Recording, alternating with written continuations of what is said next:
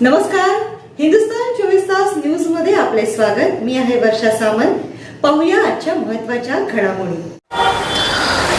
2017 साली पनवेल महानगरपालिकेची स्थापना करण्यात आमच्या सर्वांचे नेते माननीय आमदार प्रशांतजी ठाकूर साहेब यांचा मोठा विजन होतं, सहभाग होता। त्यांच्या आग्रहास्तव ही पनवेल महानगरपालिका अस्तित्वात आली। त्या निवडणुकीतही भारतीय जनता पार्टीने पहिल्याच निवडणुकीत 51 नगरसेवक निवडून आले होते।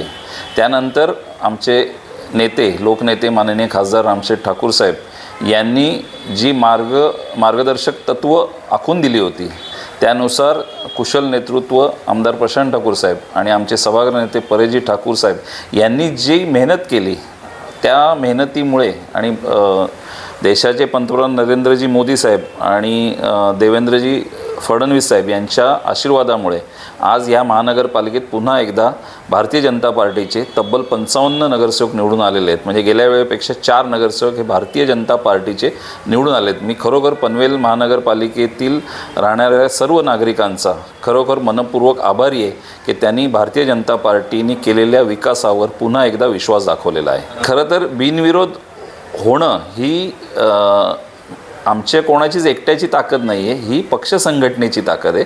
पक्ष संघटनेने जे काम केलं त्यामुळे विरोधी पक्षाला तसे कॅपेबल उमेदवार तिथे मिळत नव्हते।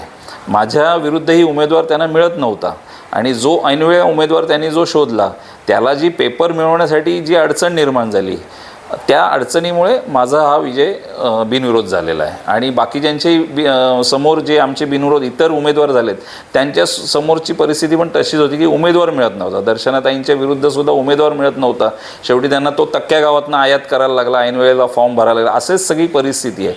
त्यामुळे विरोधी पक्षांनी काही जरी सांगितलं तरी वस्तुस्थिती ही आहे की उमेदवार मिळत नव्हते, त्याच्यामुळे आमचे 6च्या 6 बिनविरोध आलेले आहेत।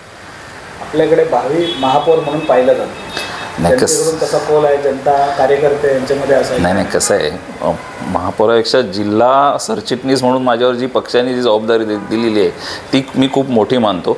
पक्ष संघटना ज्यावेळी जे सांगते ती जबाबदारी मी आत्तापर्यंत घेतलेली। त्यामुळे महापौर हा आरक्षणाचा खेळ आहे आणि परेशजींनी सुद्धा गेले 5 वर्ष जे काम केलं आहे सभागृह नेते म्हणून ते सुद्धा खूप मोठं आहे। म्हणजे त्या कामाची पण बरोबरी करायला सुद्धा खूप कष्ट घ्यावे लागतील आम्हा सर्वांनाच।